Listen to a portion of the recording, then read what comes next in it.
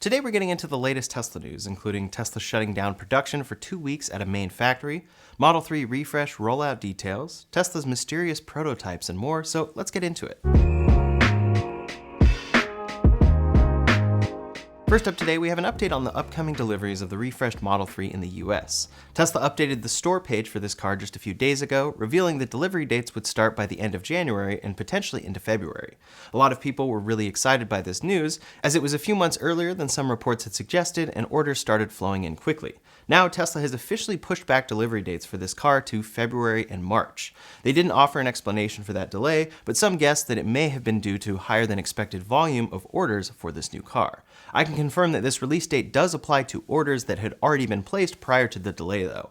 I ordered this car as soon as it became available on the website, and my initial delivery date was slated for sometime in January to February. Now that date has been pushed back to February to March. This does align more closely with the original rumored release window for this car, but it is still disappointing that it briefly seemed like it would be coming this month, only for it to be pushed back. As far as how production of this car is shaping up, we have a slight update out of the Fremont factory where this car will be produced.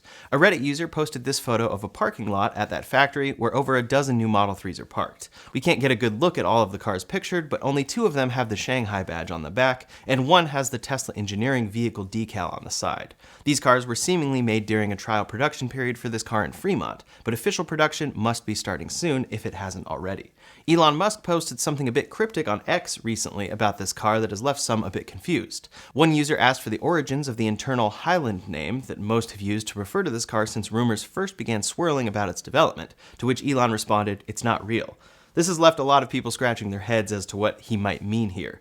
A lot of credible reports came out from Tesla insiders that suggested that this was the internal project name for the new Model 3, and we have several confirmed Tesla documents that confirm they have used this name within the company. It may just be that it's not the official name.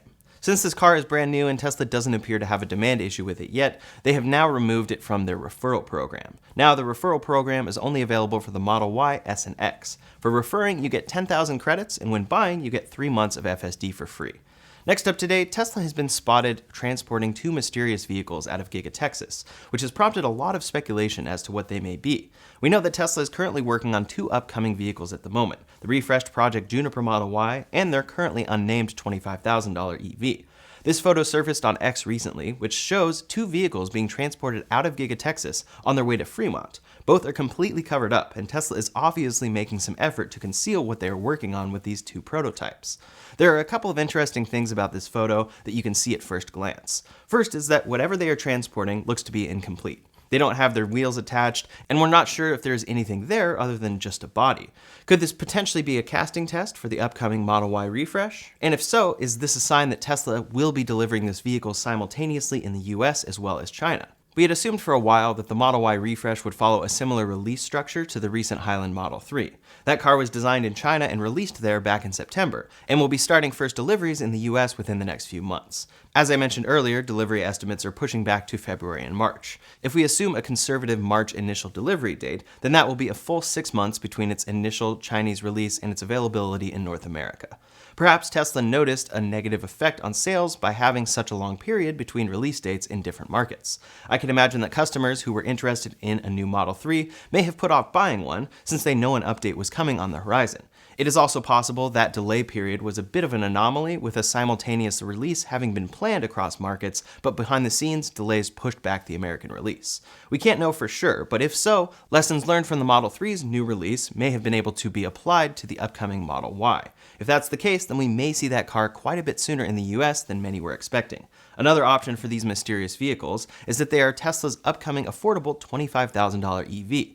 In this post, we can see a side-by-side comparison between an early mock-up of that car and this new vehicle, and while they don't share a ton of resemblance, it's entirely possible that that car's design has changed drastically behind the scenes. If Tesla was willing to release this early prototype photo, it's likely changed a bit. Giga, Texas is where that upcoming car will be first manufactured, and it's possible that this is an early prototype being shipped to Fremont for engineers to inspect.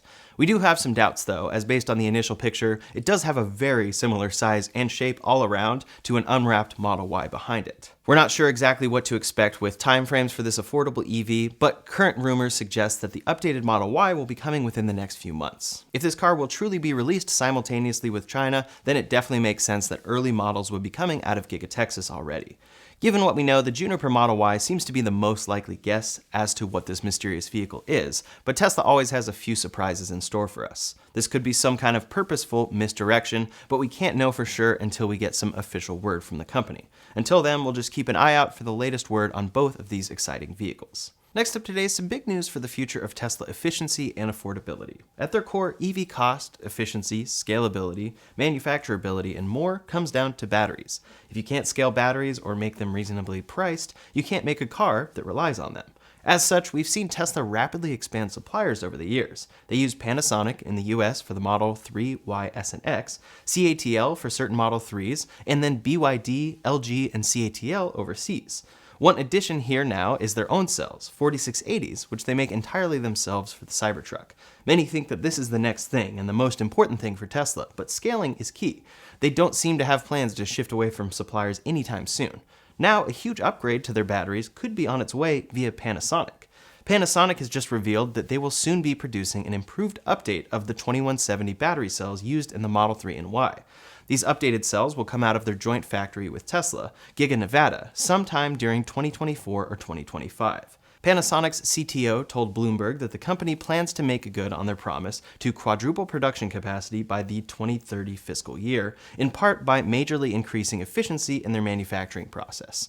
Panasonic produces around 10% of the world's supply of EV batteries and is a major supplier of Tesla, as we saw.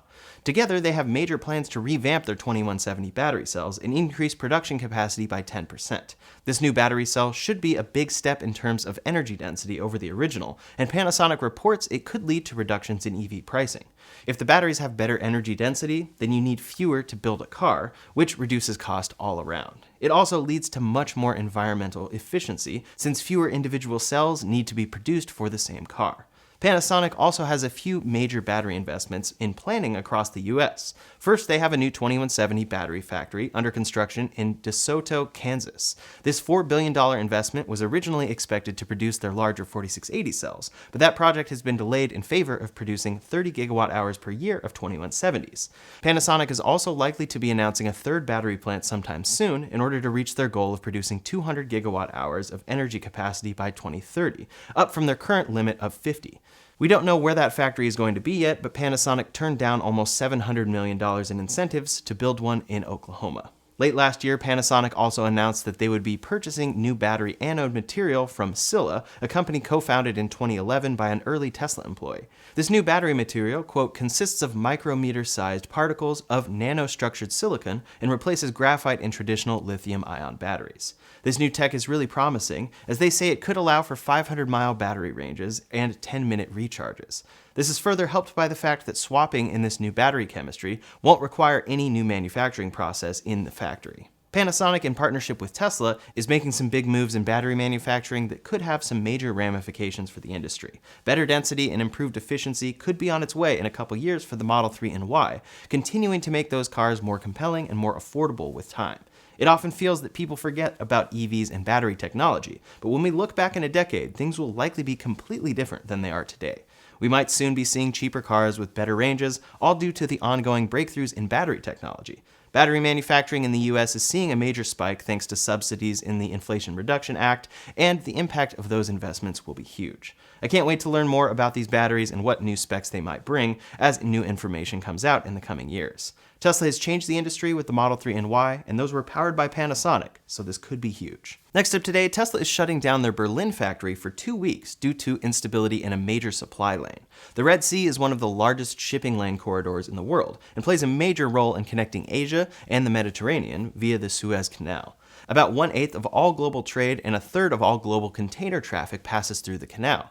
Instability in the region has prompted nearby Yemen to launch a blockade of a critical strait that allows ships access to the Red Sea. As a result, shipping companies have had to quickly restructure their routes to avoid this region. Tesla's Berlin factory relies heavily on parts that are delivered through this region, and as such is facing some pretty heavy delays. Due to the parts shortage that this is causing, the company will be shutting down car production at the end of January for 2 weeks until shipments will arrive.